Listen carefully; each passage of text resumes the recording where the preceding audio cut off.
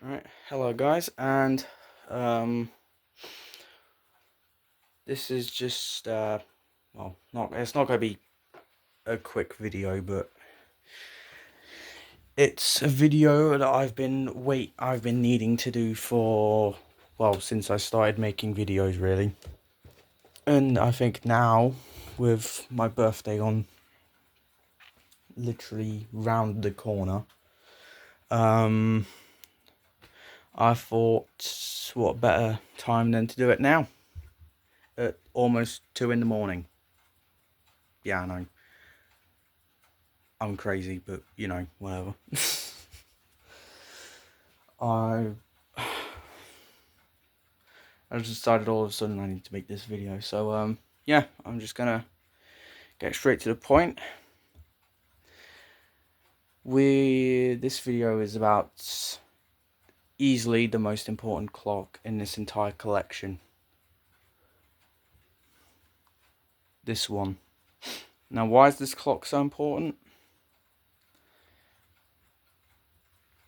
If it wasn't for this clock, this entire collection would most likely not even exist.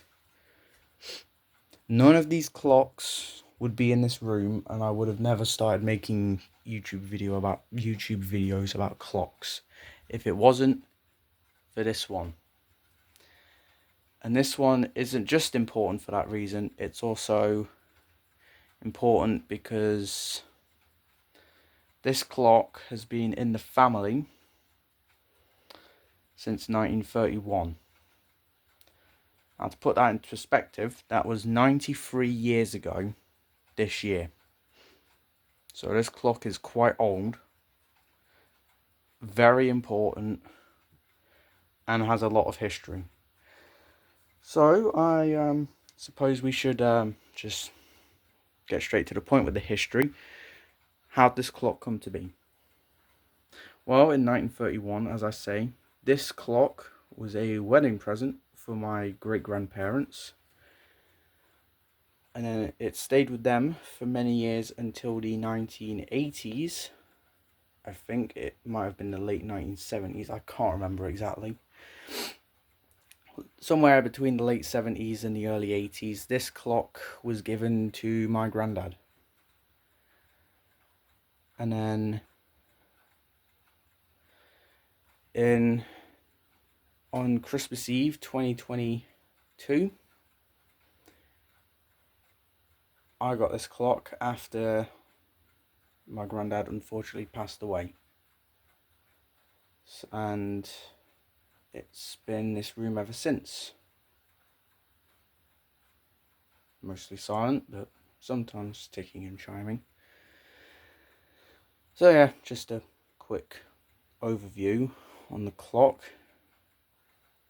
Well, the clock's history anyway.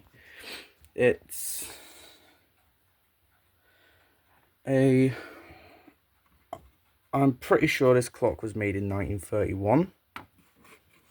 Because if I remember correctly, when they first received it, it was like brand new. So it would have either been made in it was definitely made between 1929 and 1931. That's my best date range. Now I'm going to chime it, I suppose.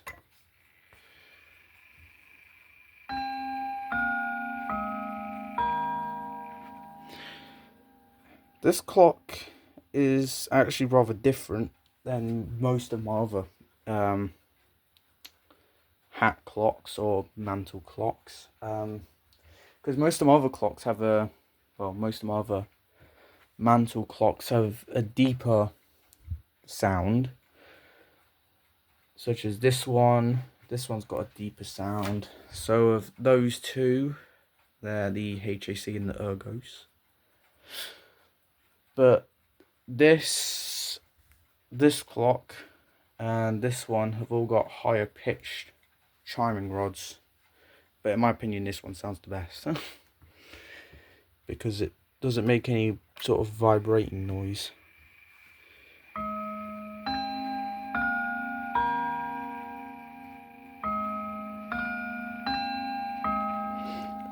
And the rods aren't as bouncy as some of the other clocks.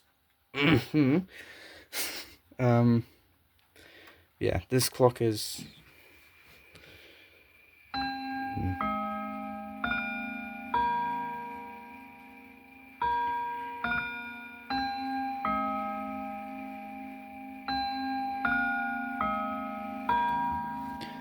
this clock is easily one of the best sounding clocks in the entire collection. Some would say it's the best sounding,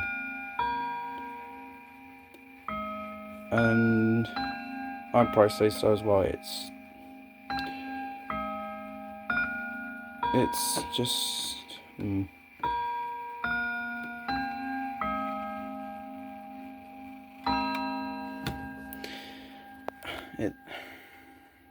I don't think you could say it's the best sounding clock, because I've got so many other really nice sounding clocks, such as that clock, the Ergos, the HAC, but it's definitely up there.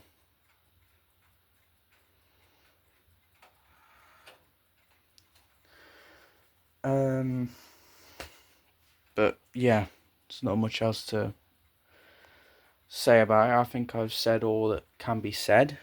Actually, except for the damage. I should probably go over the scars that this clock does have.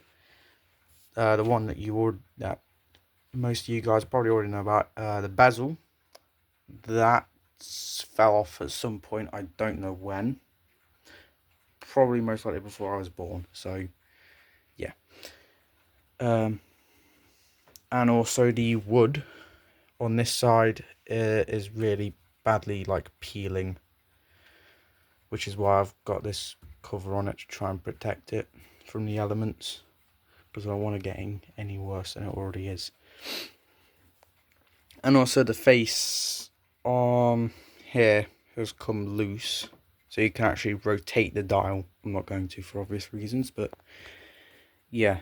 So this clock definitely has some scars, but I don't think they retract from the clock overall. It's still it's still a great clock overall. It's never put a foot wrong, and out of all the times I've run it, it's been actually very accurate, surprisingly. So yeah, I'm gonna end the video now before I make it 10 minutes long, because it's already 8 minutes long. Yeah, I hope you like this video, and I will see you guys in the next video. Yeah.